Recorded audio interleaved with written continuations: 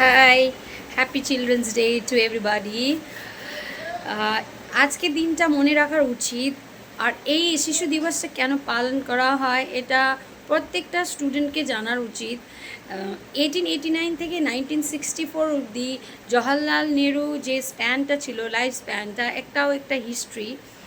তো জানার উচিত কি এই ফাউন্ডেশনটা যে আমরা আজকে আইটি সেক্টর লেভেলে যে সমস্ত কাজ করেছেন ইয়া করছে, তাদের জন্য ফাউন্ডেশনটা উনিই করেছিল।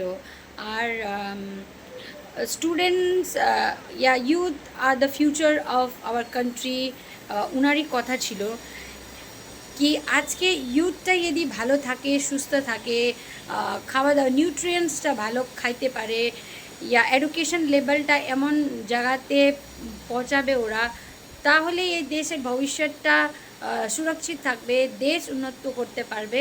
এটা ওনারই ভিশন ছিল। আর এটা সাকার করার জন্য শ্রীমতী ইন্দিরা গান্ধী, ওনার ডটার, ওনার মেয়ে খুবই ভালো কাজটা করে গেছেন।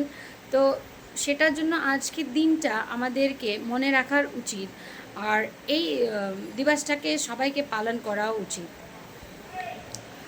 ধন্যবাদ। সুস্থ থাকবেন, ভালো থাকবেন, খুশি থাকবেন সবাই।